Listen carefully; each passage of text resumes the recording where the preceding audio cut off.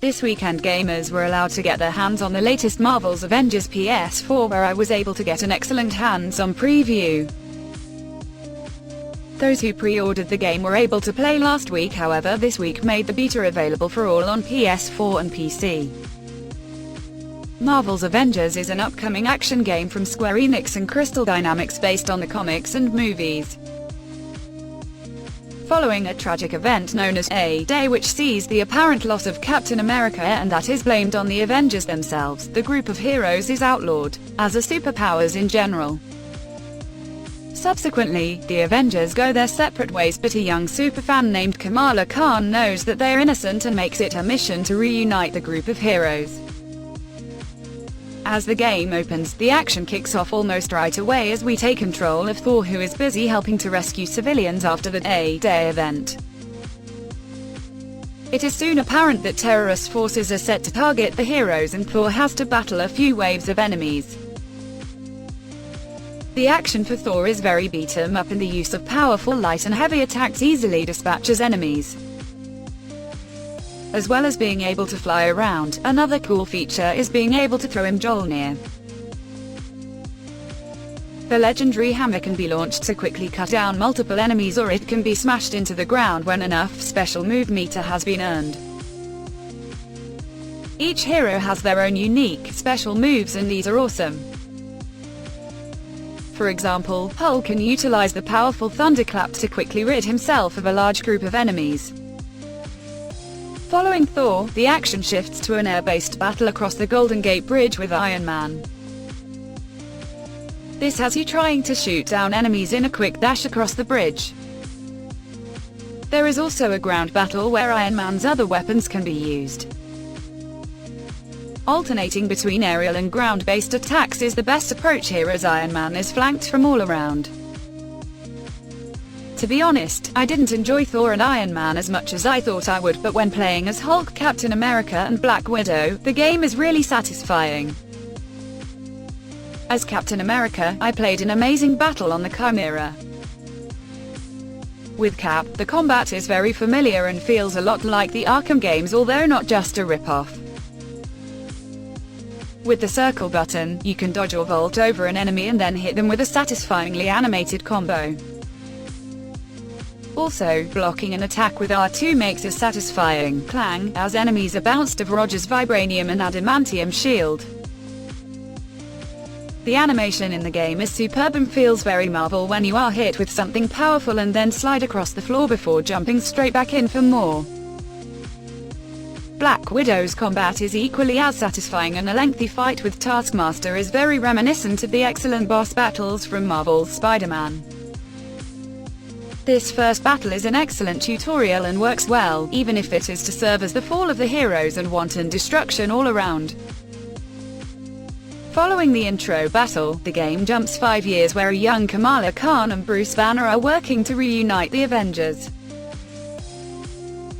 Following A-Day, a group known as AIM stepped in to usher in a post-Avengers world protected by AI machines.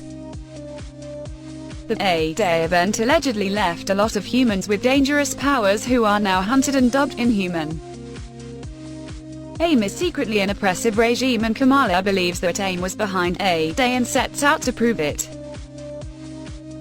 Together with Dr. Banner, Kamala ventures to a remote location in order to retrieve J.A.R.V.I.S and locate Tony Stark.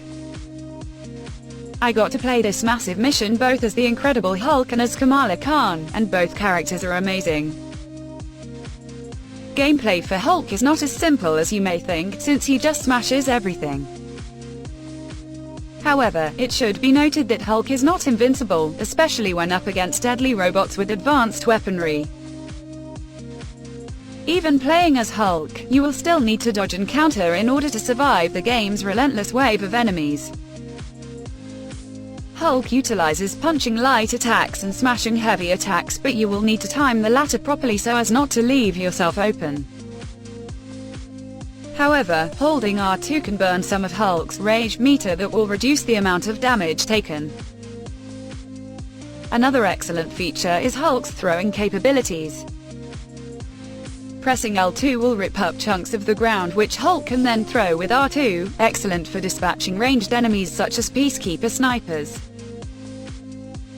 Each hero's capabilities and gear can be upgraded with the game's RPG-style upgrade system. Equipping gear can improve some abilities and give a hero new ones. One much talked about downside to this, however, is that equip gear does not change the character's appearance. Rather, Crystal Dynamics has chosen to create alternate costumes should you wish to vary a hero's appearance. The boss battle with Abomination at the end of Hulk's sequence is just epic and one worthy of the superhero games we have come to love over the past few years.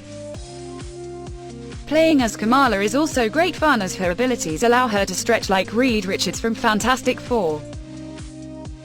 As with the other heroes, the gameplay and style are drastically altered when playing as Kamala. While Kamala obviously isn't going to be as strong as Hulk or as experienced as Captain America, she is capable of some extremely talented moves. For one thing, she doesn't need to get up close and personal, as she can use a ranged light attack combo that ends in a powerful clap if it isn't interrupted with an enemy attack. Kamala is also capable of using her stretchy arms to grab distant ledges and swing across pipes in order to avoid enemies and get some space. While I only played up until Hulk's first boss battle, I got a clear sense of what the game is trying to achieve. Kamala's sense of loss at the disbanding of the Avengers, as well as her own sadness about having powers and therefore being an outcast and ultimately an outlaw, is excellently and delicately handled. Kamala is a young girl struggling to find her place in the world, let alone embrace her new abilities with the possibility of being hunted down by AIM. At the beginning at least, this means that Kamala is unwilling to accept her powers and actually wants to be rid of them, not really believing herself to be a hero. I get the sense that when the full game arrives and we get to play through it, that we will see more of the development of a new hero rather than focusing on established ones. Kamala Khan is a lesser-known hero from 2013 and is Marvel's first Muslim character to get her own comic. I for one cannot wait to enjoy Kamala's journey when the game launches soon. Marvel's Avengers release date is scheduled for September 4, 2020 on PlayStation 4, Xbox One and PC.